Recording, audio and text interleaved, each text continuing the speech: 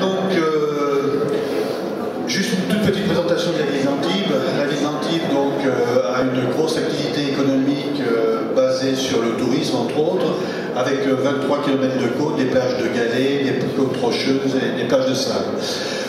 Nous avons eu d'abord une action préventive avant d'arriver au traitement. Cette action préventive, ça a été une usine de dépollution des eaux qui a été la première au monde à avoir été certifiée. C'est une gestion des eaux pluviales avec une collecte des eaux d'étiage au niveau de la steppe.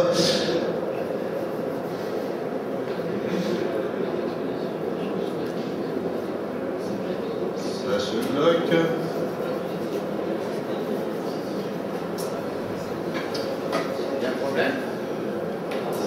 Voilà, c'est la participation au programme GIREC qui est un pôle compétitivité mer, puisque sur la Méditerranée, il y a Antibes, Toulon qui a été retenu, et puis également au niveau de la Bretagne. Nous avons une démarche de la gestion des rejets urbains, donc ce plan GIREC, là où on voit le panache qui s'évacue vers la partie ouest du littoral et qui donc nous permet de voir quels sont les impacts côtiers qui peuvent être touchés par une pollution. Nous avons bien entendu également, enfin bien entendu, c'est pas évident, mais un petit laboratoire qui nous permet de déterminer la qualité des eaux de baignade si nous avons un éventuel souci. Avec donc un règlement d'assainissement collectif, des conventions de rejet industriel, une assermentation d'agents qui permet de dresser des PV, et puis un SPANC opérationnel déjà depuis quelques années. Tout cela a permis à l'île d'Antibes d'avoir le pavillon bleu de façon ininterrompue depuis 18 ou 19 ans, je ne sais plus, et être la commune de France à avoir le plus de plages labellisées. Par ailleurs, nous avons une certification de notre dispositif de gestion des eaux de qualité depuis fin 2009.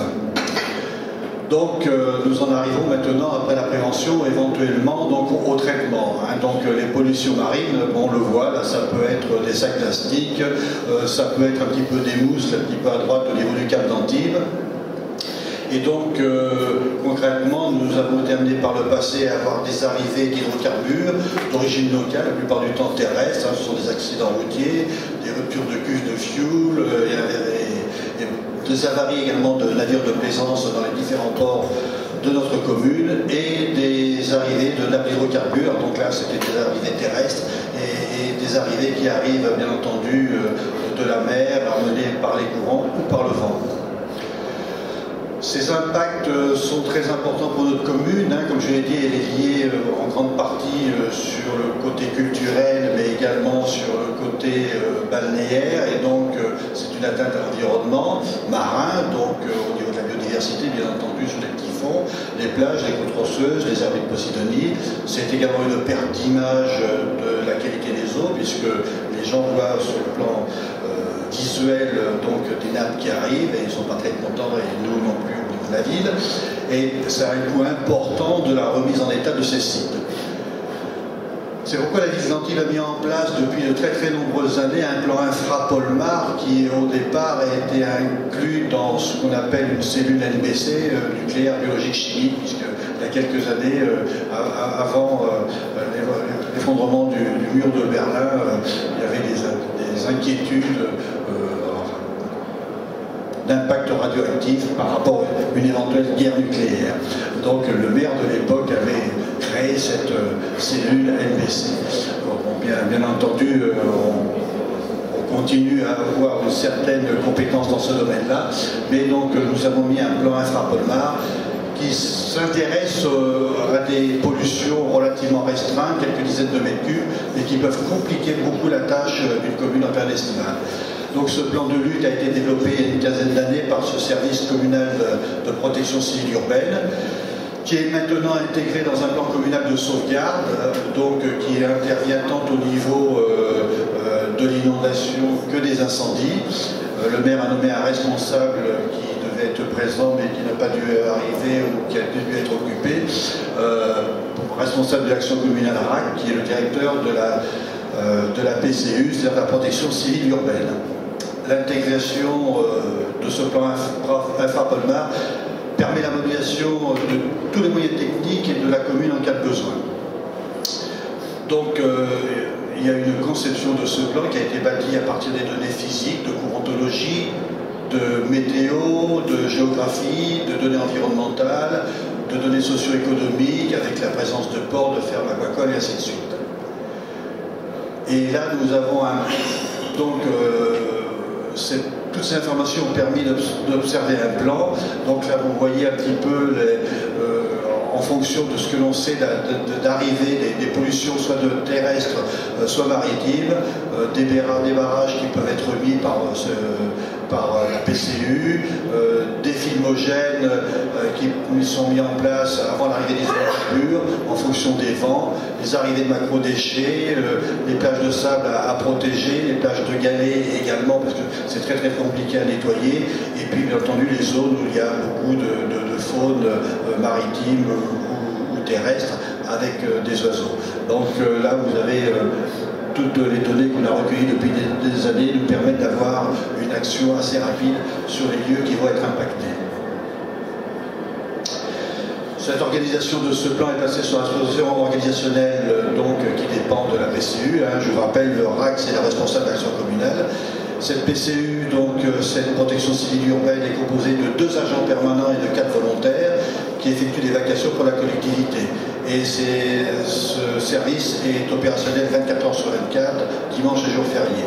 Et en cas de besoin, on peut mobiliser tous les agents des services techniques du pluvial, de l'assainissement, des plages, du réseau routier, qui ont une formation et qui sont aptes à intervenir très rapidement. L'effectif total de cette cellule, c'est de 3 agents d'encadrement, 5 responsables d'équipe et 36 agents d'opération, avec des groupes de commandement. Les chiffres, le 2 correspond aux agents d'encadrement, le 2e chiffre aux responsables d'équipe et le 3e chiffre aux agents d'opération. Donc vous voyez, on a des commandements, confinement, pompage, nettoyage de population et moyens lourds. Donc ces moyens spécifiques à cette cellule, c'est une embarcation semi-rigide de 30 chevaux, c'est un véhicule amphibie 8-8, donc 8-8 c'est 4 roues d'un côté, 4 roues de l'autre, qui permet de rouler sur le sable et bien entendu qui va en mer, et du matériel de confinement, donc nous avons 33 mètres de barrage léger, 100 mètres de barrage gonflable, des cordes, une plateforme de dépollution de 9 mètres cubes, des composants pour barrage oléophile. Et également des moyens spécifiques avec des pompes, des écrémeurs, des tuyaux, des bâches, des sacs et un chalut. Là, vous voyez donc à droite ce type de matériel.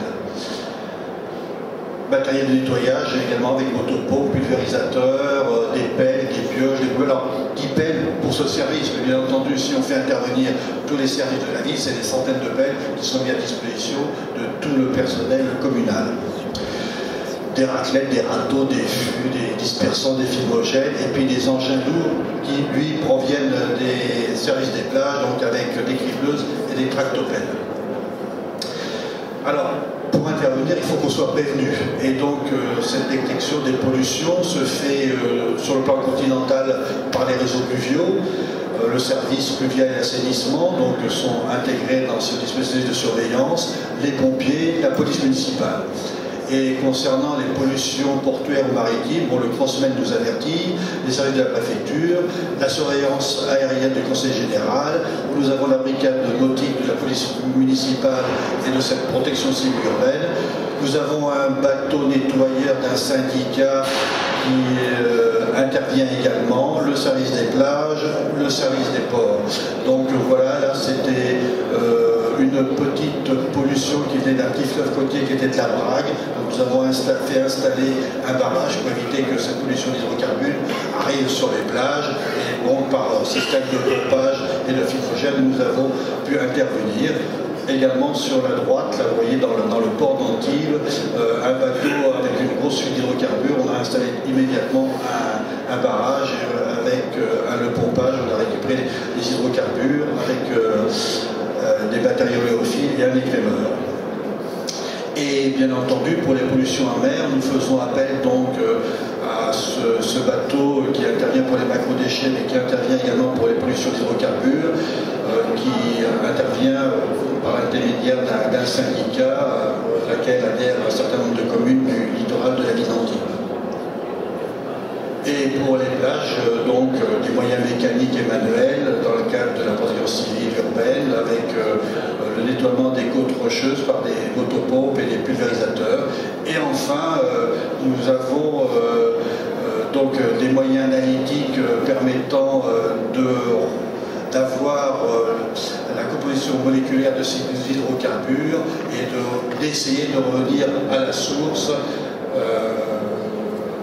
Et donc voilà, j'espère que je n'ai pas été trop ni rapide ni trop lent, et je vous remercie de votre attention.